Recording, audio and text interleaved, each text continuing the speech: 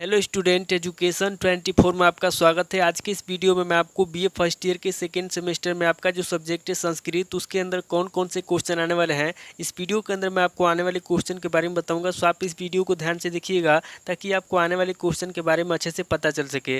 और जो भी स्टूडेंट बीए फर्स्ट ईयर के अंदर है, जिनका सेकेंड सेमेस्टर का एग्जाम चल रहा है या फिर सेकेंड सेमेस्टर का एग्जाम होने वाला है, वो लोग कमेंट करके ज़रूर बताएं कि नेक्स्ट क्वेश्चन पेपर उनको किस सब्जेक्ट के ऊपर चाहिए, ताकि आपके कमेंट के अनुसार मैं आपको क्वेश्चन पेपर दे सकूँ। तो आइए बिना किसी देरी के हम लोग शुरू करते हैं और संस्कृत के अंदर जो भी क्वेश्चन आने वाले हैं उन आने वाले क्वेश्चन के बारे में स्टेप बाय स्टेप जानते हैं।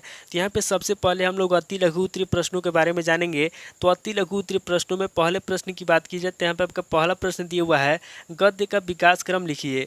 पहला प्रश्न कह रहा है जो गद्य है यहाँ पे आपको गद्य का विकास क्रम लिखना है। अगले क्वेश्चन की बात की जाए तो यहाँ पे आपका दूसरा क्वेश्चन दिया हुआ है, बाढ़ की रचनाओं का उल्लेख कीजिए। दूसरा क्वेश्चन कह रहा है जो बाढ़ की रचनाएं हैं यहाँ पे आपको बाढ़ की रचनाओं के बारे में बताना है। अब अगले क्वेश्चन की बात की जाए तो यहाँ पे आपका तीसरा क्वेश्चन दिया हुआ है, बाणभट्ट की भाषा शैली पर टिप्पणी लिखिए। तीसरा क्वेश्चन कह रहा है जो बाणभट्ट की भाषा शैली है यहाँ पे आपको बाणभट्ट की भाषा शैली के बारे में बताना है। अब अगले क्वेश्चन की बात की जाए तो यहाँ पे आपका चौथा क्वेश्चन दिया हुआ है, शूद्रक का संक्षिप्त परिचय दीजिए। चौथा क्वेश्चन कह रहा है जो शूद्रक है यहाँ पे आपको शूद्रक का संक्षिप्त परिचय देना है। अब अगले क्वेश्चन की बात की जाए तो यहाँ पे आपका पांचवा क्वेश्चन दिया हुआ है, सुकनास ने लक्ष्मी के मधु को क्या कहा है। पांचवा क्वेश्चन कह रहा है जो सुकनास है यहाँ पे आपको बताना है कि सुकनास ने लक्ष्मी के मधु को क्या कहा है। अब अगले क्वेश्चन की बात की जाए तो यहाँ पे आपका छठा क्वेश्चन दिया हुआ है, शिवराज विजय की भाषा शैली की व्याख्या कीजिए। छठा क्वेश्चन कह रहा है जो शिवराज विजय है यहाँ पे आपको शिवराज विजय की भाषा शैली की व्याख्या करना है।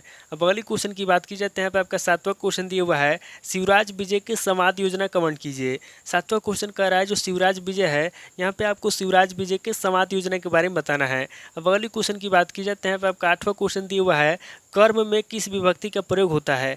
आठवां क्वेश्चन कह रहा है जो कर्म है यहाँ पे आपको बताना है कि कर्म में किस विभक्ति का प्रयोग होता है। अब अगले क्वेश्चन की बात की जाए तो यहाँ पे आपका नवा क्वेश्चन दिया हुआ है, अपादान कारक में कौन सी विभक्ति होगी। नवा क्वेश्चन कह रहा है जो अपादान कारक है यहाँ पे आपको बताना है कि अपादान कारक में कौन सी विभक्ति होगी। अब अगले क्वेश्चन की बात की जाए तो यहाँ पे आपका 10वां क्वेश्चन दिया हुआ है, कंप्यूटर क्या है। 10वां क्वेश्चन कह रहा है कि कंप्यूटर क्या है यहाँ पे आपको कंप्यूटर के बारे में बताना है। अब अगले क्वेश्चन की बात की जाए तो यहाँ पे आपका 11वां क्वेश्चन दिया हुआ है, इनपुट प्रणाली किसे कहते हैं। 11वां क्वेश्चन कह रहा है कि इनपुट प्रणाली किसे कहते हैं यहाँ पे आपको इनपुट प्रणाली के बारे में बताना है। अब अगले क्वेश्चन की बात की जाए तो यहाँ पे आपका 12वां क्वेश्चन दिया हुआ है, यूनिकोड का संक्षिप्त वर्गीकरण कीजिए। 12वां क्वेश्चन कह रहा है जो यूनिकोड है यहाँ पे आपको यूनिकोड का संक्षिप्त वर्गीकरण करना है। अब अगले क्वेश्चन की बात की जाए तो यहाँ पे आपका 13वां क्वेश्चन दिया हुआ है, गूगल असिस्टेंट क्या है। 13वां क्वेश्चन कह रहा है कि गूगल असिस्टेंट क्या है यहाँ पे आपको गूगल असिस्टेंट के बारे में बताना है। अब अगले क्वेश्चन की बात की जाए तो यहाँ पे आपका 14वां क्वेश्चन दिया हुआ है, श्रुतलेखन सॉफ्टवेयर क्या है। 14वां क्वेश्चन कह रहा है कि श्रुतलेखन सॉफ्टवेयर क्या है यानी कि वॉइस टाइपिंग क्या है। अब अगले क्वेश्चन की बात की जाए तो यहाँ पे आपका 15वां क्वेश्चन दिया हुआ है, ई पत्रिका या ई मैगजीन का क्या अर्थ है। 15वां क्वेश्चन कह रहा है जो ई पत्रिका है या फिर जो ई मैगजीन है उसका क्या अर्थ है यहाँ पे आपको ई पत्रिका या ई मैगजीन का अर्थ बताना है। अब अगले क्वेश्चन की बात की जाए तो यहाँ पे आपका 16वां क्वेश्चन दिया हुआ है, डिजिटल लाइब्रेरी क्या है। 16वां क्वेश्चन कह रहा है कि डिजिटल लाइब्रेरी क्या है यहाँ पे आपको डिजिटल लाइब्रेरी के बारे में बताना है।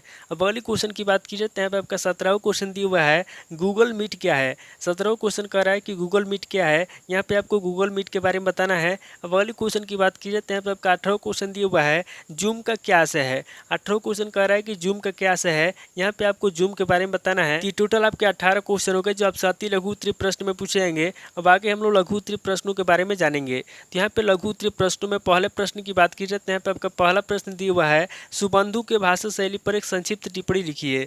पहला प्रश्न कह रहा है जो सुबंधु है यहाँ पे आपको सुबंधु के भाषा शैली पर एक संक्षिप्त टिप्पणी लिखना है। अब अगले क्वेश्चन की बात की जाए तो यहाँ पे आपका दूसरा क्वेश्चन दिया हुआ है, मृक्ष कटिकम का संक्षिप्त परिचय दीजिए। दूसरा क्वेश्चन कह रहा है जो मृक्ष कटिकम है यहाँ पे आपको मृक्ष कटिकम का संक्षिप्त परिचय देना है। अब अगले क्वेश्चन की बात की जाए तो यहाँ पे आपका तीसरा क्वेश्चन दिया हुआ है, शिवराज विजय का साहित्यिक मूल्यांकन कीजिए। तीसरा क्वेश्चन कह रहा है जो शिवराज विजय है यहाँ पे आपको शिवराज विजय का साहित्यिक मूल्यांकन करना है। अब अगले क्वेश्चन की बात की जाए तो यहाँ पे आपका चौथा क्वेश्चन दिया हुआ है, सुकनास कौन था, उसने चंद्रपीठ को किस अवसर पर उपदेश दिया था।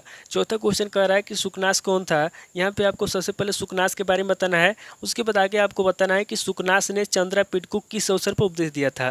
अब अगले क्वेश्चन की बात की जाए तो यहाँ पे आपका पांचवा क्वेश्चन दिया हुआ है, अभित परित समय निक्षा हा प्रतियोगी अपि द्वितीया, इस सूत्र की विवेचना कीजिए। यहाँ पे जो आपका सूत्र दिया हुआ है, अभित परित समय निक्षा हा प्रतियोगी अपि द्वितीया, इस सूत्र की आपको विवेचना करना है। अब अगले क्वेश्चन की बात की जाए तो यहाँ पे आपका छठा क्वेश्चन दिया हुआ है याधारोकधिकरणम संपधिकरणो च, इस सूत्र का अर्थ स्पष्ट कीजिए।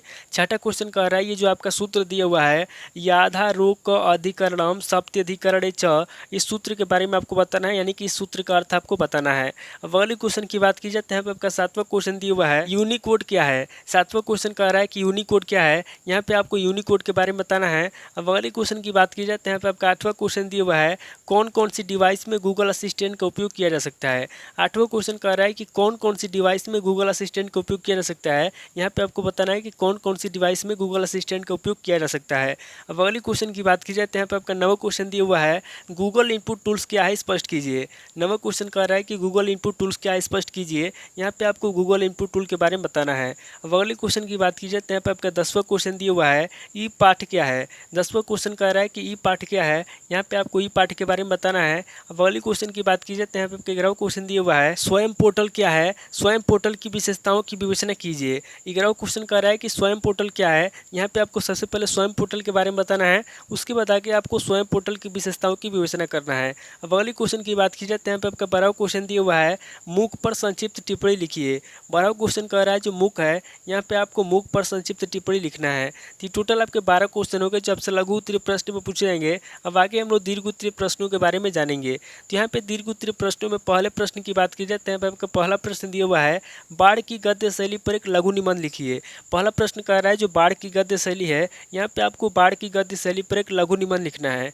अब अगले क्वेश्चन की बात की जाए तो यहाँ पे आपका दूसरे क्वेश्चन दिया हुआ है बाढ़भट्ट की भाषा एवं शैली पर एक निबंध लिखिए। दूसरा क्वेश्चन कह रहा है जो बाढ़भट्ट की भाषा और शैली है, यहाँ पे आपको बाढ़भट्ट की भाषा एवं शैली पर एक निबंध लिखना है। अब अगले क्वेश्चन की बात की जाए तो यहाँ पे आपका तीसरा क्वेश्चन दिया हुआ है दंडी की गद्य शैली का मूल्यांकन कीजिए। तीसरा क्वेश्चन कह रहा है जो दंडी की गद्य शैली है, यहाँ पे आपको दंडी की गद्य शैली का मूल्यांकन करना है। अब अगले क्वेश्चन की बात की जाए तो यहाँ पे आपका चौथा क्वेश्चन दिया हुआ है सुबंधु का काल निर्धारण कीजिए। चौथा क्वेश्चन कह रहा है जो सुबंधु है, यहाँ पे आपको सुबंधु के काल निर्धारण के बारे में बताना है, यानी कि सुबंधु का जो काल है, जो समय है, सुबंधु के काल के बारे में बताना है। अब अगले क्वेश्चन की बात की जाए तो यहाँ पे आपका पांचवा क्वेश्चन दिया हुआ है अंबिका दत्त व्यास का परिचय दीजिए। पांचवा क्वेश्चन कह रहा है जो अंबिका दत्त व्यास है, यहाँ पे आपको अंबिका दत्त व्यास का परिचय देना है। अब अगले क्वेश्चन की बात की जाए तो यहाँ पे आपका छठा क्वेश्चन दिया हुआ है सुकना शोपदेश के आधार पर लक्ष्मी के दोषों का विवेचन प्रस्तुत कीजिए। छठा क्वेश्चन कह रहा है जो सुकना शोपदेश है, यहाँ पे आपको सुकना शोपदेश के आधार पर लक्ष्मी के दोषों के बारे में बताना है। अब अगले क्वेश्चन की बात की जाए तो यहाँ पे आपका सातवां क्वेश्चन दिया हुआ है शिवराज विजय के औपन्यासिक तत्वों का उल्लेख कीजिए। सातवां क्वेश्चन कह रहा है जो शिवराज विजय के औपन्यासिक तत्व हैं, यहाँ पे आपको शिवराज विजय के औपन्यासिक तत्वों के बारे में बताना है। अब अगले क्वेश्चन की बात की जाए तो यहाँ पे आपका आठवां क्वेश्चन दिया हुआ है शिवराज विजय के प्रथम निश्वास का कथासार लिखिए। आठवां क्वेश्चन कह रहा है जो शिवराज विजय है, यहाँ पे आपको शिवराज विजय के प्रथम निश्वास का कथासार लिखना है। अब अगले क्वेश्चन की बात की जाए तो यहाँ पे आपका नवा क्वेश्चन दिया हुआ है संस्कृत की दृष्टि से कंप्यूटर की उपयोगिता के आलोचनात्मक वर्णन कीजिए। नवा क्वेश्चन कह रहा है जो संस्कृत है, यहाँ पे आपको संस्कृत की दृष्टि से कंप्यूटर की उपयोगिता की आलोचना करना है। अब अगले क्वेश्चन की बात की जाए तो यहाँ पे आपका 10वां क्वेश्चन दिया हुआ है देवनागरी यूनिकोड पर संक्षिप्त टिप्पणी लिखिए। 10वां क्वेश्चन कह रहा है जो देवनागरी यूनिकोड है, यहाँ पे आपको देवनागरी यूनिकोड पर संक्षिप्त टिप्पणी लिखना है। अब अगले क्वेश्चन की बात की जाए तो यहाँ पे आपके 11वां क्वेश्चन दिया हुआ है ई पुस्तक का विस्तृत वर्णन कीजिए। 11वां क्वेश्चन कह रहा है जो ई पुस्तक है, यहाँ पे आपको ई पुस्तक का विस्तृत वर्णन करना है। अब अगले क्वेश्चन की बात की जाए तो यहाँ पे आपका 12वां क्वेश्चन दिया हुआ है ई पुस्तकालय का क्या अर्थ है, ये पुस्तकालय के महत्व, लाभ तथा हानि पे प्रकाश डालिए। 12वां क्वेश्चन कह रहा है कि पुस्तकालय का क्या अर्थ है, यहाँ पे आपको सबसे पहले पुस्तकालय का अर्थ बताना है, उसके बाद आगे आपको पुस्तकालय के महत्व, लाभ तथा हानि पे प्रकाश डालना है।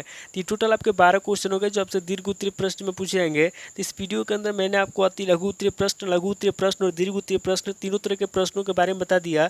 आप इन तीनों तरह के प्रश्नों को नोट कर लीजिए और किसी किताब से, सीरीज से मिला करके याद कर लीजिए। तो दोस्तों आज इस वीडियो को मैं पे स्किप करता हूँ, मिलता हूँ आपसे नेक्स्ट वीडियो में। अगर आपको वीडियो अच्छा लगा तो वीडियो को लाइक कीजिए, शेयर कीजिए और कमेंट करके बताइए कि आपको नेक्स्ट वीडियो किस टॉपिक के ऊपर चाहिए। थैंक यू दोस्तों।